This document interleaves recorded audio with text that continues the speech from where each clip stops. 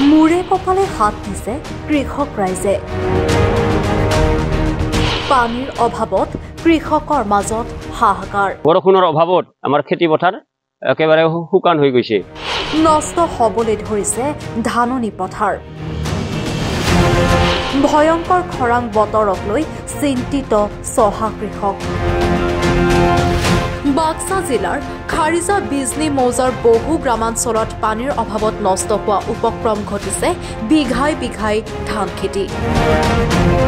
বৰষুণৰ অভাৱৰ বাবেই ইতিমধ্যে কৃষকৰ মাজত সৃষ্টি হৈছে হাহাকাৰ পৰিস্থিতিৰ, যাৰ ফলত অঞ্চলটোৰ কৃষকে এতিয়া মূৰে কপালে হাত দিবলগীয়া পৰিস্থিতিৰ সৃষ্টি হৈছে।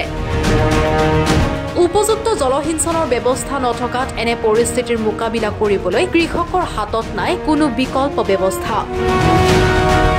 ধান খেতিকে ধৰি অন্যান্য বহু পাচলিৰ খেতিও পানীৰ অভাৱত ইতিমধ্যে নষ্ট হৈছে।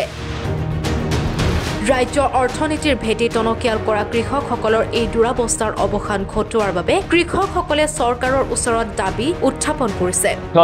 লাবদাংগুৰি, কাহিটামা, আপোনাৰ নিজদাকুৱা আদি কৰি সকলোখিনি বাৰাপেটা, চামঠেবাৰী, কাহিটামা পাথাৰ আদি কৰি এই গোটেইখিনি এৰিয়াত বৰ্তমান বৰষুণৰ অভাৱত আমাৰ খেতি পথাৰ একেবাৰে শুকান হৈ গৈছে।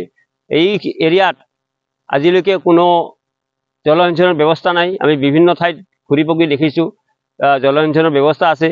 আজি স্বাধীনোত্তৰ ৭৫ বছৰ পাৰ হৈ গ'ল, তথাপিতো আজি আমাৰ এই নিচিনা জেগাত আজি খেতি পথাৰত জলসিঞ্চনৰ কোনো ব্যৱস্থা নাই।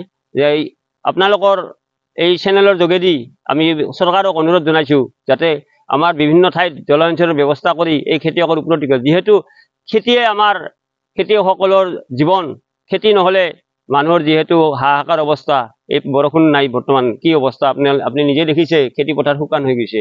আৰু এটা আমাৰ কাহিটামাত এনেই ভেক ভাওনা এটা চুইচ গেট দিয়া আছিল, তাকো বিকল হৈ পৰিছে সেই চুইচ গেটটো।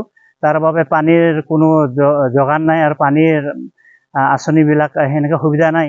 আৰু ধাননি পথাৰ গোটেই শেষ হৈ গৈছে, শুকাই। গতিকে এনেকুৱা অৱস্থা হৈছে পানী ধাৰ নচৰা অৱস্থা হৈ গৈছে আমাৰ। ব্যুৰো ৰিপৰ্ট, প্ৰতিবিম্ব লাইভ।